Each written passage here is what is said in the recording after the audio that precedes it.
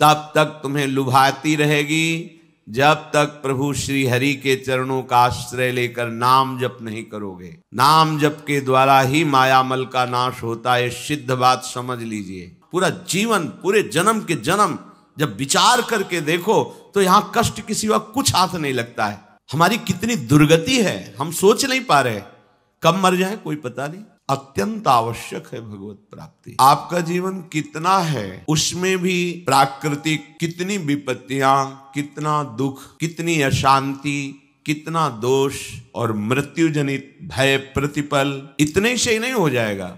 फिर नया जन्म, फिर वही दुख सुख अशांति, फिर नया जन्म, कब तक चलेगा? कभी तो विचार करो, किस छोटी सी आयु में मुझे कितनी बड़ी वस्तु प्राप्त करने का समय दिया गया। बहुत छोटी आयु है। कल आपने श्रवण किया समय का, काल का वर्णन, कि ब्रह्मा की भी आयु भगवान के काल चक्र के नीचे ही है। ब्रह्मा का भी नाश हो जाता है। फिर हम सब ब्रह्मा के रचे हुए बहुत अल्प आयु वाले हैं, अल्प बुद्धि वाले हैं, अल्प भोगों में ही सुख मान लेने वाले हैं। इसलिए श्री भगवान कहते हैं कि यदि मेरा आश्रय लेकर निरंतर भजन करोगे तो इस संसार चक्र में नहीं आना पड़ेगा। ये बड़ा भयावह संसार चक्र है। आपको माया भुलाए हुए है, इसीलिए बहुत प्रिय लग रहा है। मरने से भय इसीलिए लग रहा है, शरीर प्रिय है, शरीर के भोग प्रिय है, शरीर के संबंधी प्रिय हैं, ऐसा हमें भ्रम हो गया है। ना शरीर है, न शरीर के भोग है, न शरीर संबंधी, एकमात्र सच्चिदानंद भगवान है। ये सब मायाकृत नाटक है, जादू का तमाशा है। जेहि जाने जग जाए हेराई, जागे जथा स्वप्न भ्रम जाई। ये भ्रमात्मक सृष्टि तब तक तुम्हें लुभाती रहेगी जब तक प्रभु श्री हरि के चरणों का आश्रय लेकर नाम जप नहीं करोगे। नाम जप के द्वारा ही मायामल का नाश होता है, सिद्ध बात समझ लीजिए। आ ब्रह्म स्तंभ पर्यंतम सर्वम मायामयम जगत, सत्यम सत्यम पुनः सत्यम, हरिर्नामैव केवलम। केवल हरि का नाम ही तुम्हें इस असत्य प्रपंच से निकाल सकता है, और वो हरि नाम गुरु कृपा से प्राप्त होता है। गुरु कृपा से उसमें रुचि होती है, गुरु कृपा से हरिनाम प्रकाशित हो जाता है। उसी प्रकाश में हम देखते हैं ये संसार स्वप्न है, ये भ्रम है। उमा कहूं मैं अनुभव अपना, सत हरि भजन जगत सब सपना। जिसे हम सत्य मान रहे हैं, भगवान शिव कह रहे हैं कि ये स्वप्न है। जैसे स्वप्न में नाना प्रकार के राग द्वेष जनित वृत्तियों का खेल देखते हैं, जगते हैं तो न कोई व्यक्ति मित्र होता है, न शत्रु होता है, न अच्छा होता है, न बुरा होता है, कुछ होता ही नहीं है। ऐसे ही बिल्कुल यहाँ वैसा ही है, पर मोह की नींद में सो रहे हैं, इसलिए ये संकल्प विकल्प नानात्व राग द्वेष मान अपमान सुख दुख ये भास रहा है नहीं। विशुद्ध ज्ञान होने पर एकमात्र ब्रह्म के सिवा कुछ नहीं, वही ब्रह्म हमारा स्वरूप है। विशुद्ध भक्ति के परिणाम स्वरूप एकमात्र प्रीतम प्रियालाल के सिवा कुछ नहीं है, और वो प्रियालाल हमारे हृदय हैं, हमारी आत्मा है, हमारे प्राण हैं, हमारे जीवन है। तो किसी एक मार्ग का जब अवलंबन ले लिया जाता है तो ये माया भ्रम नष्ट हो जाता है। श्री भगवान कह रहे हैं, ब्रह्मा जी का दिन जब प्रातः काल होता है तो जैसे एक दुकानदार अपनी दुकान फैलाना शुरू कर देता है, ऐसे ही त्रिगुण अहंकार के द्वारा इस सृष्टि की रचना होती है। सतोगुण जनित, रजोगुण जनित, तमोगुण जनित, तीनों प्रकार की प्रकृति के अलग अलग स्वभाव, अलग अलग प्रभाव, पर आत्मस्वरूप एक है। ये प्रकृति का प्रभाव है। पंचभूत मन बुद्धि अहंकार ये अष्टधा अपरा प्रकृति है, और जीव भगवान सच्चिदानंद श्री हरि का अंश है, भगवत स्वरूप है। पूरे दिन ये सृष्टि का विस्तार होता रहता है। फिर जब रात्रि का समय आता है उसे प्रलय कहते हैं। ब्रह्मा जी का समय 4 अरब 32 करोड़ वर्ष का एक दिन होता है। अपने मनुष्य वर्ष से 4 अरब 32 करोड़ वर्ष का एक दिन होता है, और 4 अरब 32 करोड़ वर्ष की एक रात्रि होती है। दिन में सजाते हैं संसार को, और रात्रि में प्रलय होती है। ऐसे एक दिन रात फिर एक वर्ष, ऐसे 100 वर्ष की आयु ब्रह्मा जी की। जब 100 वर्ष की आयु होती है तब महाप्रलय होता है, ब्रह्मा का भी नाश हो जाता है। नाश का तात्पर्य जो ब्रह्मा स्वरूप है वो भी लय होकर हरि में लीन हो जाता है। केवल हरि, केवल हरि, दूसरा कोई नहीं। तो जब रात्रि का समय आता है 4 अरब 32 करोड़ वर्ष बाद, तब प्रलय होती है। कितना भयानक कष्ट है प्रलय में, हमें तो कष्ट ही कष्ट है। अगर मुक्त नहीं होते तो कष्ट ही, मरना कष्ट, जीना कष्ट, फिर जन्मना कष्ट, फिर रोग कष्ट, विषाद, हर्ष, शोक, भय, मान, अपमान, पूरा जीवन, पूरे जन्म के जन्म जब विचार करके देखो तो यहां कष्ट के सिवा कुछ हाथ नहीं लगता है। पूरा जीवन हो गया कमा के, मर गए, फिर कुछ नहीं, फिर नई पढ़ाई, नई योग्यता, नया धन, नया परिवार, फिर मर गए, फिर कब से चल रहा है। अच्छा, ये ही चलता रहे, इतना ही नहीं, एक बार इसके बाद फिर प्रलय होता है। प्रलय में कैसी भयावह स्थिति होती, भय ही भय है। इसलिए भगवत प्राप्ति अनिवार्य है, अनिवार्य, अत्यंत अनिवार्य है। जिस समय शाम होती ब्रह्मा जी की, प्रलय शुरू होता है। जिस समय प्रलय का समय आता है तो ये पूरी सृष्टि मूल की तरफ खींचने लगती है, भगवान की शक्ति से समेटने लगती है। उस समय 100 वर्ष तक एक बूंद पानी नहीं बरसता, 100 वर्ष तक सूखा पड़ता है। शतवर्षा अनावृष्टि, 100 वर्ष तक एक बूंद पानी नहीं, तो पृथ्वी का सारा पानी सूख जाता है। पीने के लिए पानी नहीं, अन्न के लिए कहीं दाना भी नहीं दिखाई देता, कुछ भी नहीं रह जाता।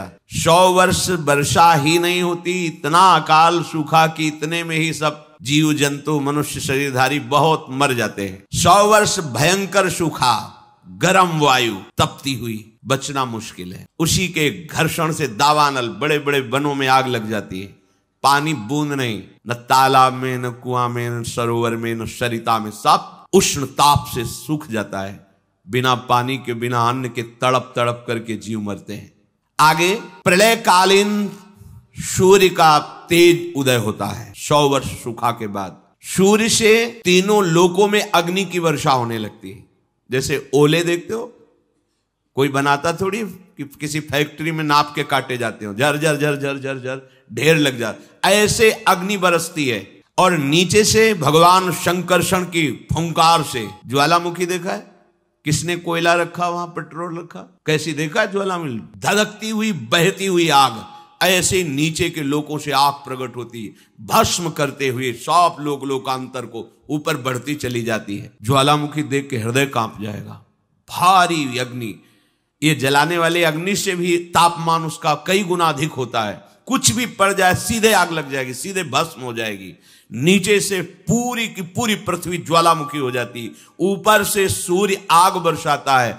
100 वर्ष तक अग्नि की वर्षा रहती है। पहले 100 वर्ष तक सूखा, उसमें जो कुछ बचे अग्नि की वर्षा, भस्म हो गया पूरा का पूरा।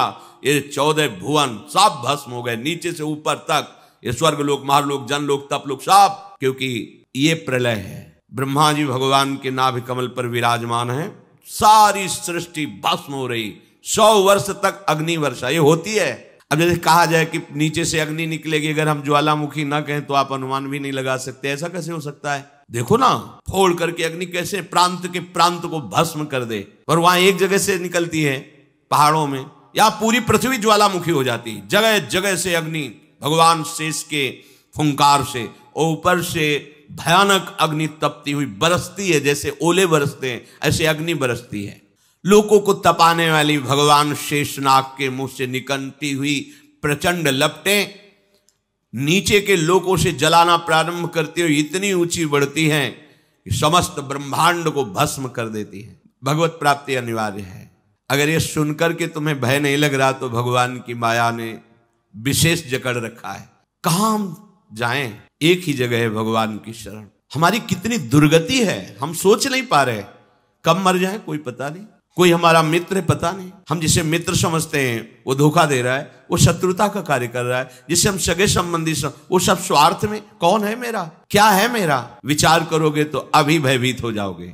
और भयभीत होना मंगल है, क्योंकि जो शभीत आवा शरणाई, रखियो ताहि प्राण की नाई। यदि भयभीत होकर भगवान की शरण में चले जाओ तो भगवान जैसे अपने प्राण बहुत दुलारे होते हैं, ऐसे शरणागत का दुलार श्री भगवान करते हैं। एकमात्र हमारे बचने का उपाय भगवान के वचन से समझ लीजिए। वो कह रहे मामेव ए प्रपद्यन्ते माया में ताम तरंति।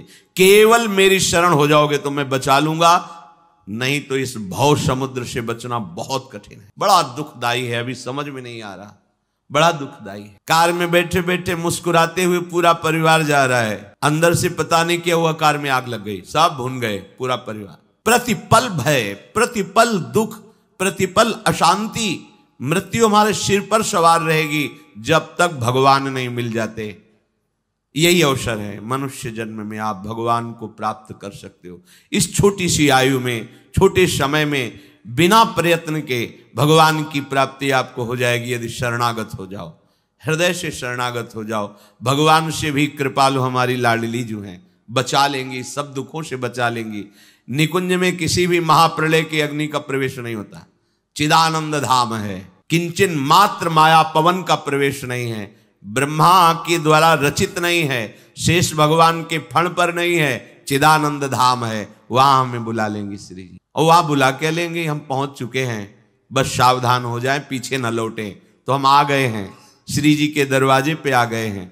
और जो इस द्वार पे पड़ रहता है वो फिर निहाल हो जाता है। महारानी जी के द्वार पे आ गए, घर पे इसलिए नहीं कह रहे अंदर कि अभी नेत्र खुले नहीं है तो तुम देख नहीं पा रहे हो, कहोगे कहाँ श्री जी हैं, तो अभी दरवाजे पे आ गए, इतना विश्वास कर लो। और निरंतर रसिकों की आज्ञा में रहो, एक कदम भी आज्ञा के विमुख न रखो, तो बिना किसी प्रयास के तुम्हें श्री जी की प्राप्ति हो जाएगी, पक्का मान लो। बिना प्रयास के, बस तुम्हारे अंदर एक धारणा बन जानी चाहिए, अब आज्ञा के बिना हमारा कदम नहीं बढ़ेगा, अब जो ही कहें करें हम सोई, बस। इसके परिणाम स्वरूप लाडली जी आपको कृपा करके अपने निकुंज में बुला लेंगी जहां माया का प्रवेश ही नहीं है। ये सब मायाकृत सृष्टि का प्रलय होता है। बोलो 100 वर्ष तक हाहाकार मच गया, नीचे से अग्नि, ऊपर से अग्नि, और 100 वर्ष पानी नहीं गिरा तो सब सूखा। अब कौन बचा? सब भस्म हो गया। अकाल में ही 100 वर्ष में सब स्वाहा हो गए, जो कुछ बचे वो अग्नि की वर्षा से नष्ट हो गए। 100 वर्ष अग्नि के बाद फिर प्रलयंकारी मेघ, जिनको शाम्वर्तक कहते हैं, वो हाथी की सूंड के समान धारा बरसाते पानी की। 100 वर्ष तक निरंतर धाराभिर हस्ति हस्ताभिर लीयते सलिले विराट, हाथी की सूंड के बराबर, बूंदे नहीं, धारा, पूरी सृष्टि जलमग्न, ये पूरा विराट ब्रह्मांड जल ही जल हो गया, कुछ नहीं बचा, केवल जल। नीचे के लोगों से लेकर ऊपर तक केवल जल ही जल। पहले सूखा में नष्ट, फिर आग की वर्षा में सब भस्म, फिर जल ही जल। उस समय ब्रह्मा अपने ब्रह्मांड को छोड़ करके उस कमल पर विराजमान होते जो भगवान के नाभि में विराजमान है। ये रात्रि हुई ब्रह्मा जी की, सो गए, सब नष्ट हो गया। वायु पृथ्वी की गंध को खींच लेती, जिससे पृथ्वी भी नहीं रह जाती, वो जल रूप हो जाती है। और वही वायु जल के रस को खींच लेता है, तब जल अपने कारण अग्नि में समा जाता है, और अग्नि को अंधकार में जितना तेज है वो सब छीन लेता है। अग्नि वायु में लीन हो जाती है, वायु रूप हो जाती है। वायु की शक्ति को, प्रवाह को आकाश छीन लेता है, वो आकाशमय हो जाती है। तदनंतर ईश्वर आकाश के गुण शब्द का हरण कर लेता है, तो तामस अहंकार में लीन हो जाता है। इंद्रियां, बुद्धि राजस अहंकार में, मन सात्विक अहंकार में, ये महाप्रलय हो गया। अब कुछ नहीं बचा।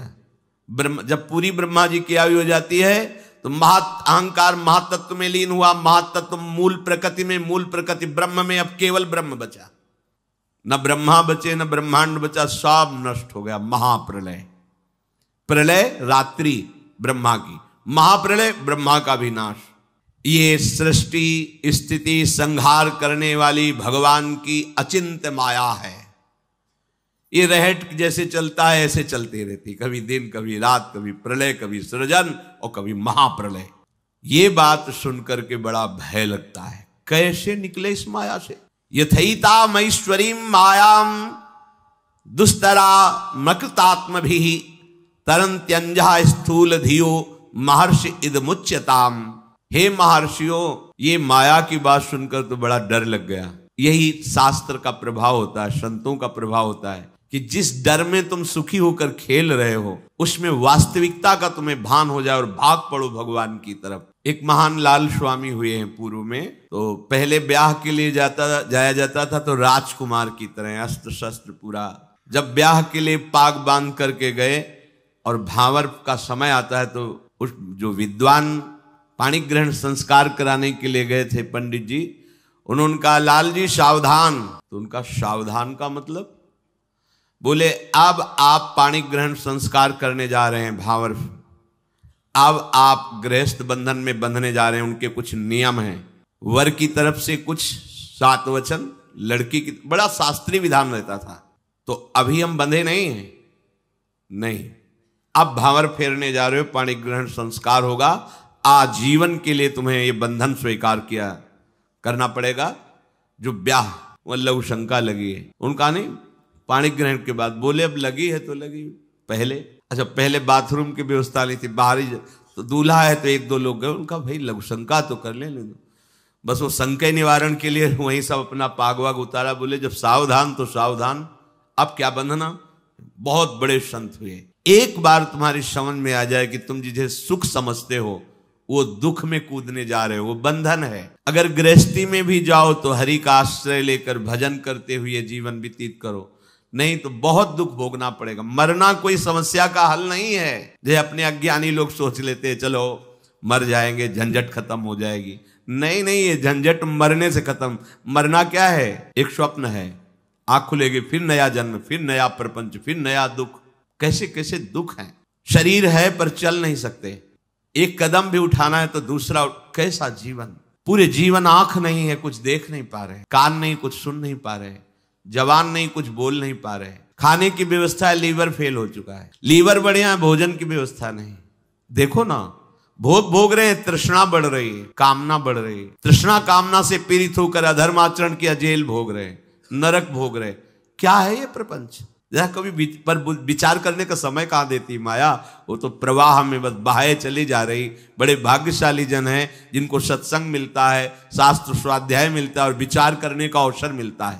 प्रश्न हुआ कि जिन्होंने मन को भोगों में फंसा रखा है, मन पर विजय नहीं प्राप्त की, इंद्रियों को विषयों से विलग नहीं किया, शरीर में अहम बुद्धि रखते हैं, वो इस प्रबल माया से, प्रचंड माया से कैसे मुक्त हो सकते हैं? कोई उपाय है? जिनका मन वश में नहीं हुआ, जिनकी इंद्रियां भोगों में लगी, शरीराभिमानी हैं। हम सब इसी कोटि के हैं। देख लो ना, बातें चाहे जितनी बनाओ, शरीर को हम अपना स्वरूप मानते हैं, मन इंद्रियों के भोग को हम अपना सुख मानते हैं। कितना बड़ा अज्ञान है। इंद्रियां भोगों को भोग रही हैं, मन भोगों का संकल्प करवा रहा है, शरीर चेष्टाएं कर रहे, फंस आप रहे हो। आप कहीं भी नहीं है भोग में, पर फंस आप रहे हो। यही माया फंसाए है। आपको किसी भी भोग की आवश्यकता नहीं, आप चिदानंद सुख स्वरूप हैं। ये भुला देना ये माया कार्य है, और ये स्मृति आ जाना भक्ति का कार्य है, ज्ञान का कार्य है। गीता सुनने के बाद नष्टो मोहा स्मृति लब्धा, अपने स्वरूप की स्मृति आ गई, भगवत स्मृति जागृत हो गई। तो इनका कैसे माया से मोक्ष हो सकता है? जो शरीराभिमानी हैं, मन निग्रह नहीं किया, इंद्रियों के भोगों में जो रमण कर रहे, तो बोले पहले विचार करना चाहिए। विचार शब्द सबसे पहले आया है। अच्छा, ये विचार कहां से प्रकट होता है? ये विवेक से होता है। विवेक से विचार होता है। बुद्धि तो बेकार की बात है। यही तो हमें फंसाया है बुद्धि। यही तो निश्चय करती, इसमें नहीं उसमें सुख है, वहां उस पद में सुख है, उस संपत्ति में। यही तो बेईमानी कर रही बुद्धि। अब बुद्धि के ऊपर कोई बैठे तब समझ में आए, वो है विवेक। और ये विवेक केवल साधु संग से मिलता है। बिन सत्संग विवेक न होई, और सत्संग केवल भगवत कृपा से मिलता है। ये आपके प्रयास से नहीं, आपके भाग्य से नहीं है। बिनु सत्संग विवेक न होई, और राम कृपा बिनु सुलभ न सोई। सत्संग मिल गया, मानो हमारे ऊपर भगवान की विशेष कृपा हो गई। अब इस विशेष कृपा में विवेक जागृत होता है, फिर उससे विचार होता है। कहते विचार करके देखे कि ये जो स्त्री पुरुष का आकर्षण है, अनादिकाल से ये चला आ रहा है। प्रकृति का पुरुष के प्रति आकर्षण, ये संसारी मनुष्य इसी आकर्षण में सुख की भावना से दुख में बंधता चला जाता है। बहुत बड़ी विचित्र लीला भगवान की, बहुत। इसीलिए चूंकि जो जिनका विवेक जागृत हो, देख के वो कांप जाते हैं। कितनी विचित्र लीला है। किसी एक जगह साधक रहते थे, भ्रमण के समय की बात है। दोष दृष्टि मत करना, माया का प्रभाव ही ऐसा है। अगर आप चूक करेंगे तो आप चले जाएंगे, हम चूक करेंगे तो हम चले जाएंगे। चूक नहीं होनी चाहिए। चूक का मतलब आज्ञा उल्लंघन, शास्त्र आज्ञा उल्लंघन, गुरु आज्ञा उल्लंघन, ये चूक है, ये आपको ले जाएगी। भक्तों के संग से ऐसी घनीभूत भक्ति, घनीभूत जिनमें कहीं भी पोलापन नहीं है, ठोस, घन कहते हैं ठोस को। अगर घनीभूत भक्ति है तो भक्तों की कृपा से जागृत होती है। भक्तों की कृपा का स्वरूप उनके वचनों के अनुसार चलना।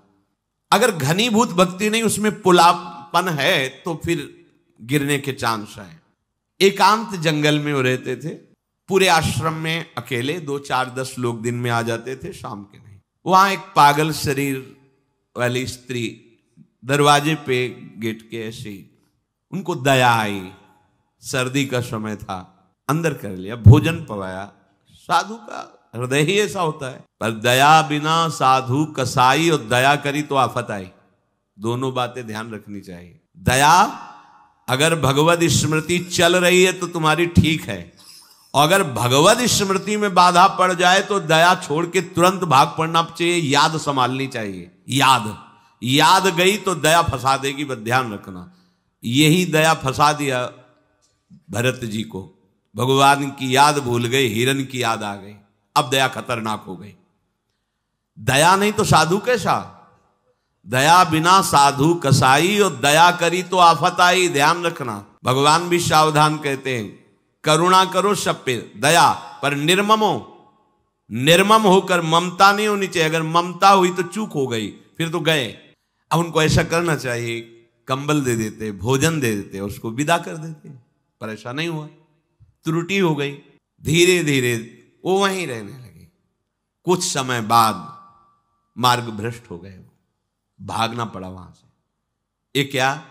किसी भी रूप में माया शक्ति, दया, करुणा, सेवा, भावना, सावधान। अगर विवेक है, विचार है, तो आज्ञा पर चलो, शास्त्र आज्ञा पर चलोगे, कहीं कोई बाल बांका नहीं। शास्त्र आज्ञा करता है, बलवान इंद्रिय ग्रामो विद्वानमपि कर्षति। इंद्रियां बड़ी बलवान हैं, बड़े बड़े ज्ञानियों को, विद्वानों को भी विषयों में फंसा देती हैं। इसलिए परस्पर प्रकृति पुरुष के आकर्षण से उपासक जो बचने के लिए चला है, उसे एकांत में कभी संभाषण या किसी भी तरह की एकांतिक वृत्ति परस्पर आकर्षण वाले शरीर के साथ स्वीकार नहीं करनी चाहिए, नहीं तो बंध जाएगा। देखो ना, सुख की प्राप्ति के लिए वो चेष्टा करता है और उससे बड़े बड़े दुखों का सामना करना पड़ता है। जो पुरुष भगवान की इस माया से पार जाना चाहता है, उसको ये विचार करना चाहिए कि मैं सारी चेष्टाएं सुख के लिए कर रहा हूं, फिर मुझे दुख क्यों भोगना पड़ रहा है। ये बात बहुत सुंदर बात। कर्मण्यारभमाणानाम दुख हत्यै सुखाय च। मैं तो कर्म जितने भी कर रहा हूं सुख के लिए कर रहा हूं, फिर मुझे दुख क्यों भोगना पड़ रहा है। इसका मतलब जिसे हम सुख समझ रहे हैं वो दुख है। दुखालयम, भगवान कह रहे दुख योनयः, इससे प्रकट ही दुख होता है। देखो, विचार करना चाहिए। नित्यार्तिदेन वित्तेन दुर्लभे नात्म मृत्युना गृहापत्याप्त पशुभिः का प्रीति साधितैश्चलैः। एक धन को ले लो, इसमें हमारी सुख बुद्धि हो गई, दिन दिन इसको बढ़ाने की अंदर लालसा बढ़ी। अब चाहे पाप से कमाई हो, चाहे हिंसा से, चाहे व्यभिचार से, अक्षरशः सत्य है, अपने हृदय को नाप के देख लेना, शास्त्र है। इसके पाने के लिए बड़ी बड़ी कठिन क्रियाएं, दुखद क्रियाएं करता है।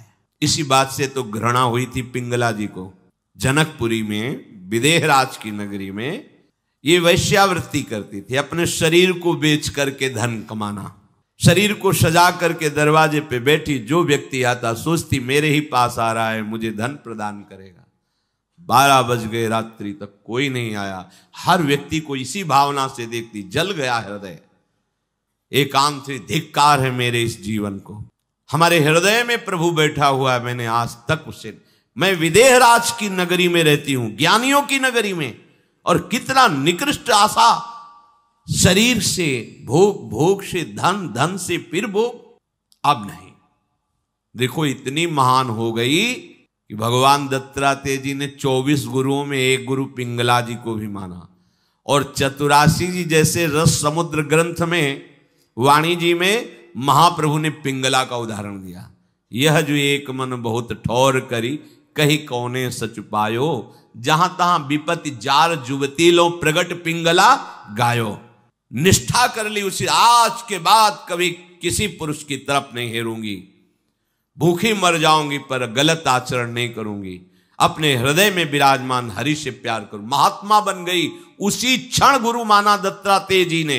दत्तात्रेय जी जैसे अवधूत महापुरुष ने तत्काल पिंगला जी के चरणों में नमन करके गुरु भाव स्वीकार किया।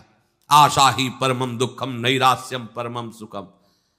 इसे एक और संकेत मिलता है, कल तक बेविचारी रहा है, तुम्हारी दृष्टि में हो सकता है कि बेविचारी है, और आज कितनी ऊंचाई पर चढ़ गया तुम नहीं जान सकते हो। उसने संकल्प कर लिया, निष्ठा कर ली, सब खत्म। तुम्हें लगेगा ये कल वाला है, नहीं नहीं, हाँ, ऐसा दोष दर्शन करने पर तुम्हारा पतन हो जाएगा। आंतरिक आध्यात्मिक भूमिका कब बढ़ गई तुम्हें क्या पता चला? हरि गुरु कृपा से वो कितनी ऊंचाई पर बैठ गया तुम्हें क्या पता चला? देखो ना, पिंगला अभी तक वैश्या थी और अभी निर्णय किया, और अभी गुरु बना लिया दत्तात्रेय जी ने 24 गुरुओं में, और उसका महामहिम स्वरूप भगवान वर्णन कर रहे हैं, हरिवंश महाप्रभु वर्णन कर रहे हैं, पिंगला का उदाहरण दे रहे हैं।